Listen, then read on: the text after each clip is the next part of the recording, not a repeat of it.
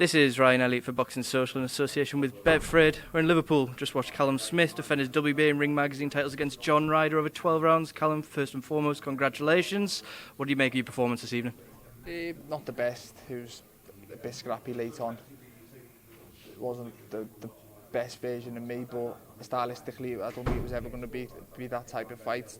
Just John boxed well. He got really close, stopped me working inside, and tactically he fought a good fight, but I always felt like I was ahead. I thought I got a big lead at the start, and then thought I won a couple of the last half of the fight, and I always felt I was ahead. I was just more disappointed in my own performance. I'm a perfectionist. I always want to perform and look good, and tonight wasn't one of them nights. You mentioned you were slightly disappointed in your own performance. Can you pinpoint maybe why that was? Maybe why you felt a bit flat? Do you think maybe you just needed the fear of an elite name at this stage to get the best out of you? I think so, yeah. Listen, I don't like saying it because it's disrespecting John Ryder, but I think I've shown tonight that I thought I knew beforehand if I underperformed, I'd probably still win. Whereas the unification fight, I underperform, I lose. And that fear will always bring out a better performance in myself, where I don't really feel I had that tonight, but I think a win's a win. I'm waking up tomorrow morning still a world champion and be a push on for the big fights next year, but I know I need to perform better. Everyone in the media room here was split as to which way the fight was going to go. Consensus was that it was close, no matter who you had.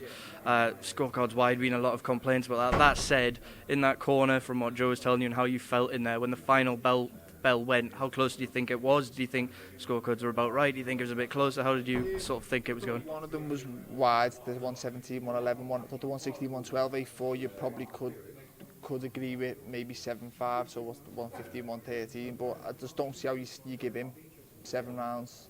And listen, you might give him 5 to make it a close fight, which I thought he did make it close late on. He didn't really do much, he just worked, he got close and let his hands go and stopped me letting mine go. But early on, I thought the fight was pretty comfortable. I thought I was racking up the rounds early on, and I said I'd got a big enough lead to win me the fight. Did he do anything there that surprised you, or was that just about the John Ryder you'd prepared for? No, listen, I knew he was capable of that. I think John, stylistically, John's John. He's small, compact, doesn't set the best pace early on. Tries to get really close and then let his hands go. And I think stylistically against me, he only had one option, and that was to get as close as he could and stop me getting my shots off. So we kind of knew that was the style we were going to come up against. I just could have dealt with it a little bit better. Now all week, yourself and Joe, particularly Joe, were quite bullish about the word complacency. You said, we're not thinking about the potential of Anfield or a big fight in the States. Now you've got the win, you've kept your belt mandatory out the way. You can start to get a bit carried away. What is it that you want next? I just want a big fight against an opponent who I know is good enough to beat me. But I know I'm good enough to beat them, because I believe I can beat anyone in the world, and an opponent where I know that I perform like I did tonight, I'll lose, and I believe that'll stop me performing like that tonight. That'll bring out the best in me, that fear factor, and I need that, and that's what I'll be getting ready to deliver me next year. So going in the middle months of 2020, if you had your choice, if it was one or the other, what would you prefer, to headline a big show out in the States, maybe in Vegas, which is always a dream for every young fighter, or Anfield? What would it be? Either or, to be honest with you. They're both dreams for me. They're both things goals I've set myself to do. If either one of them present themselves, then I'd jump at the chance. But we'll have a rest over Christmas and then sit down with Eddie and see what the next move is. But hopefully it's something big. Before you came in for the press conference, we had John Ryder, Tony Sims in here. Tony Sims and John Ryder, Tony especially, were sort of already petitioning for a rematch and saying that John Ryder deserves another crack, so to speak. Is that out of the question as far as you're concerned? Were you looking at those big fights? Listen, I don't know. We'll sit with Eddie, but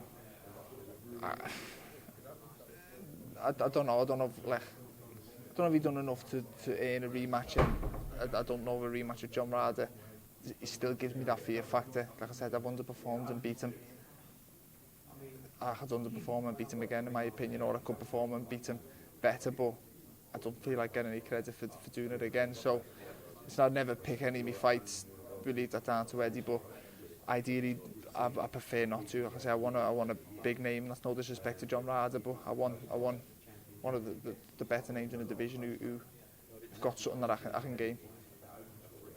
Callum, I'm not going to keep you any longer. I appreciate the last thing you want to probably do when you're ready to celebrate a victory is stand and talk to all of us, but congratulations on the win. Thank you as always for making time for Boxing Social. Enjoy your evening.